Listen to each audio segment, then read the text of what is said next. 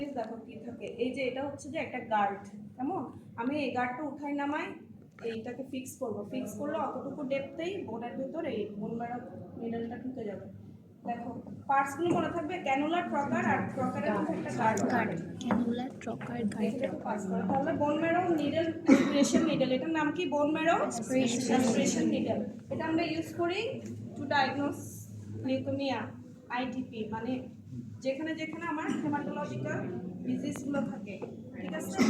GBS কি, গুলেনবার্গ syndrome, ওদের ক্ষেত্রে অ্যালবুমিনোসাইটোলজিক্যাল ডিসোসিয়েশন আছে কিনা আমরা দেখি।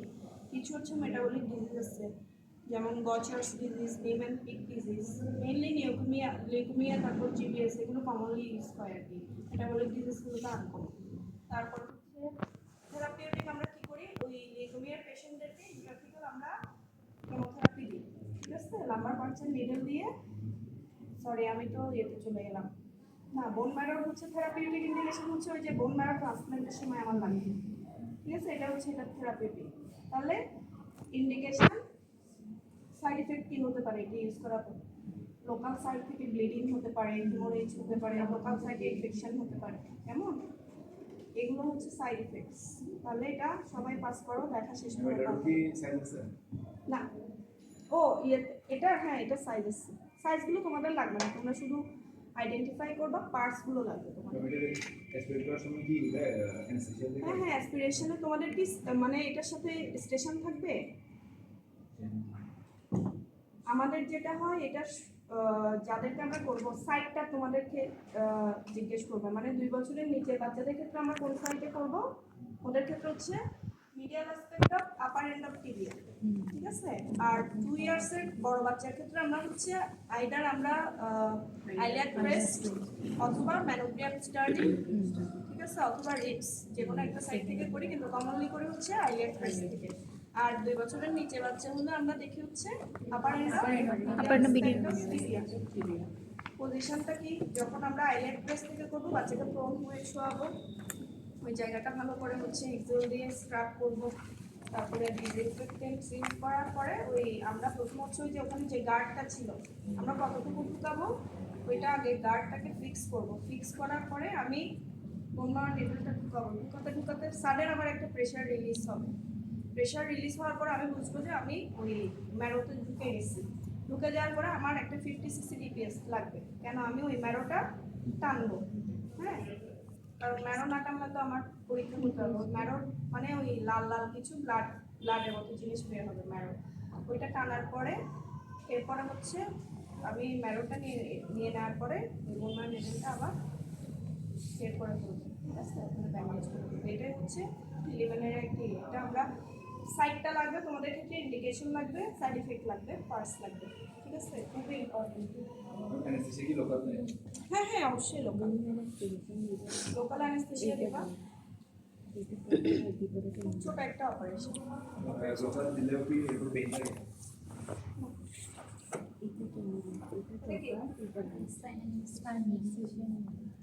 লাম্বার পাংচার নিডল বলবা কি, লাম্বার পাংচার নিডল, আমরা তো আর স্পাইনাল অ্যানেস্থেসিয়া দিবা না। স্পাইনাল অ্যানেস্থেসিয়া হচ্ছে এটা একটি ইউজ, থেরাপিউটিক ইউজ, কেমন? আমরা বলবো লাম্বার পাংচার নিডল। এটারও সাইজ আছে, বাচ্চাদের ক্ষেত্রে আমরা 25 to 86 ইউজ করি, কেমন? তাহলে এটারও সেম প্রকার ক্যানুলা, ঠিক আছে? আর এটার জন্য মানে তোমাদের অস্পিস্টেশনে যদি থাকে লাম্বার পাংচার যে আমরা ঢুকাচ্ছি, কোন কোন স্ট্রাকচারকে পিয়ার্স করে সেটা ঢুকতেছে, কোথায় ঢুকে এটা কোথায় যায় আলটিমেটলি? তাই না? তাহলে কি কি স্ট্রাকচার পিয়ার্স করতেছে কেউ বলতে পারবা? পরীক্ষায় আসবে, লিখতে দিবে অস্পিস্টেশনে, এটা ছবি দিবে, ছবি দেওয়ার পর বলবে identify this instrument. Next question হচ্ছে tell the structures pierce by lumbar puncture needle. তারপরে কোয়েশ্চেন দিবে ইন্ডিকেশন, সাইড ইফেক্ট, কন্ট্রাইন্ডিকেশন, এগুলো হচ্ছে একদম গদবাধা, এগুলোই থাকে, এগুলোর বাইরে যাবে না। তাহলে আমরা কি কি স্ট্রাকচার যাই, স্কিন যাই, স্কিনের নিচে কি থাকে, ফাসা থাকে, ফাসা। এরপর হচ্ছে হ্যাঁ ডিপ ফাসা থাকে না। এরপর হচ্ছে ইন্টারস্পাইনাস লিগামেন্ট, না প্রথম হচ্ছে সুপ্রাস্পাইনাস Supraspinous. লিগামেন্ট, এরপর হচ্ছে ইন্টারস্পাইনাস লিগামেন্ট, এরপর হচ্ছে লিগামেন্টটা কাবা খোলা হয়। এরপর কি, এরপর হচ্ছে সাবডুরাল স্পেস, তাই না? আমার যতটুকু মনে পড়ে। এরপর হচ্ছে ডুরামেটার, এরপর হচ্ছে সাবঅ্যারাকনোইড স্পেস। ঠিক আছে, তাহলে এটা ইনস্ট্রুমেন্টের সাথে সাথে স্কিন থেকে শুরু করে যে 7টা মনে হয় থাকে, 7টা স্ট্রাকচার জানতে হবে না। এরপর এটার ইউজ কি বলো একজন, কখন ইউজ করি? নাম্বারটা চেষ্টা করি আমরা Spine, CSF withdrawal, ড্র করতে হয় আমাদের কিসে কিসে? meningitis, তারপর হচ্ছে encephalopathy, ম্যালেরিয়াতে করি। তারপর এই যে একটু আগে বললাম না জিবিএস, GBS, Guillain-Barré syndrome, তারপরে এই কয়েকটা। এরপরে হচ্ছে এই যে থেরাপিউটিক বললাম, কোথায় লেকমিয়াতে আমরা এটা দিয়ে ইন্ট্রাসিকাল কি দিই, ইন্ট্রাসিকাল কেমোথেরাপি দিই। এরপরে হচ্ছে আরেকটা দিই কি স্পাইনাল অ্যানেস্থেসিয়া। ঠিক আছে, এগুলো বললাম। এরপর কখন করতে পারবো না, কখন আমরা লাম্বার পাঞ্চার নেডল ইউজ করতে পারবো না, কন্ট্রাইন্ডিকেশন কি?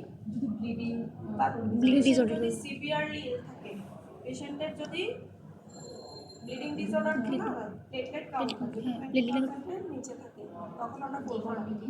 ঠিক আছে, তারপরে কি লোকাল ওই যে সাইটটাতে আমরা করবো, ওই সাইটটা যদি ইনফ্লেম থাকে বা ইনফেকশন থাকে, লোকাল সাইট ইনফেকশন থাকলে আমরা করবো না। কয়টা গেল? 3টা গেল। আর হচ্ছে যদি কারো ইন্ট্রাক্রেনিয়াল প্রেশার রেস থাকে, এটা প্রথমে বলতে হবে। কেমন ইন্ট্রাক্রেনিয়াল প্রেশার রেস থাকে, এটা আমরা কীভাবে বুঝবো? মানে কিছু কিছু ডিজিজে যেমন স্ট্রোকে হয়, হ্যাঁ, ইন্ট্রাক্রেনিয়াল প্রেশার রেস থাকলে আমি যখন ইন্ট্রাক্রেনিয়ালটা দিব তখন ব্রেন স্টেম হার্নিয়েশন হবে, তখন আমি করতে পারবো না।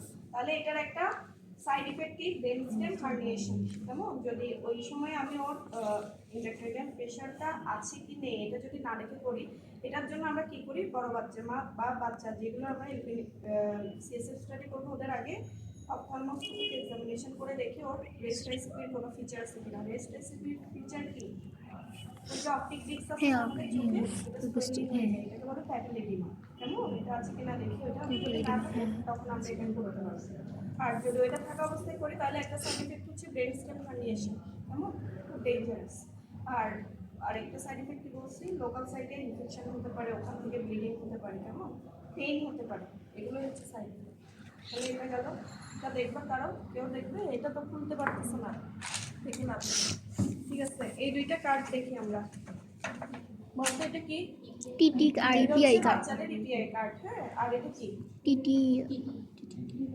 tetanus toxin, মানে এদের মেয়েদেরকে যে আমরা টিটি ভ্যাকসিন দিই ওইটার কার্ড। তাহলে এটার সাথে কি কোয়েশ্চেন হবে পরে? ডোজ শিডিউল শিডিউলটা কি একজন বলতে পারবা? ফার্স্টে, তারপর হচ্ছে ফার্স্ট 6 months, 1 month, তারপর 1 year 1 year, 5টা। কখন থেকে শুরু করব? More than 15 years, 15 years. Productive age যখন থেকে আমাদের শুরু হবে তখন থেকে শুরু করব। টোটাল 5টা। তাহলে আমরা প্রথম ডোজ দিয়ে দিলাম 5 ডোজ, 1 মাস, তারপর 6 মাস, তারপর 1 year 1 year, সেকেন্ড ডোজ, এরপরে 6 মাস, তারপর 1 year 1 year 1 year. আর এটার সাথে কতদিন প্রোটেকশন দিবে এটাও জানতে হবে, কেমন মনে আছে কারণ 3 3 years, তারপর হচ্ছে 5 years, 10 years, তারপর হচ্ছে আনটিল দ্য রিপ্রোডাক্টিভ। হ্যাঁ, রিপ্রোডাক্টিভ এজ পর্যন্ত। তাহলে নেক্সট টাইম মনে আছে ভালো কথা। মানে টিটি ভ্যাকসিনের শিডিউলটা লাগবে, ডোজটা লাগবে, আর এই কত বছর প্রোটেকশনে এটা লাগবে। এটা হচ্ছে ইপিআই এর যে আমাদের টিকা কার্ড আছে সরকারি, এটাতে কি আছে দেখো, কি কি টিকা আমরা দিচ্ছি ভেতরে লেখা আছে না। তাহলে এটার রিলেটেড কোয়েশ্চেন কি আসবে? কি কি শিডিউল লাগবে, তাহলে বলো একজন কি কি দিচ্ছি আমরা? পিসিজি থেকে শুরু, তারপর হচ্ছে পেন্টাভ্যালেন্ট, তারপর হচ্ছে নিউমোকক্কাল, পিসিবি, পেন্টাতে কি কি খাচ্ছে? ডিফথেরিয়া, টিটেনাস, তারপর হচ্ছে হিমোপ্যালিস ইনফ্লুয়েঞ্জা, আর hepatitis B, bacteria, pertussis, tetanus, haemophilus influenza B, আর হচ্ছে হেপাটাইটিস বি। এরপর দিচ্ছি কি নিউমোকক্কাল, হ্যাঁ, নিউমোকক্কাল বেশি। হ্যাঁ, তারপরে হচ্ছে আইপিবি, তারপর হচ্ছে এমআর 9 মান্থস 15 মান্থস। ঠিক আছে, এগুলোর হচ্ছে কি জানতে হবে, টাইম শিডিউলটা জানা তো সবাই, আমি আর বলছি না, ঠিক আছে। এটা হচ্ছে শিডিউল, এটা কি ডিপ্রেসার। টাং ডিপ্রেসার কেন ইউজ করি? এটা কয়েক রকম হতে পারে, মেটালিক হতে পারে, উডেন হতে পারে, রাবারের হতে পারে। ইউজ দেখছিস কখনো? তাহলে এখানে একটা হচ্ছে হোল্ডিং পিস, আর একটা হচ্ছে টাঙে, যেটা আমরা টাংকে ডিপ্রেস করি ওই পিসটা। হ্যাঁ, এভাবে বলতে হবে। তারপর এটা ইন্ডিকেশন বলো একটু, কখন ইউজ করি? নেকের প্যাথোলজি, যেখানে আমরা টোটাল ক্যাভিটি দেখতে হবে। তাহলে ফোকাল ডিপথেরিয়া যদি থাকে ভালো, তারপরে হচ্ছে কি টনসিলাইটিস থাকে, রেট্রোফ্যারিঞ্জিয়াল অ্যাবসেস যদি থাকে, অথবা মুখের কোনো ওরাল থ্রাশ বা মাউথ আলসার, এটা দেখতে হচ্ছে, তখন দেখি। ঠিক আছে, মনে থাকবে?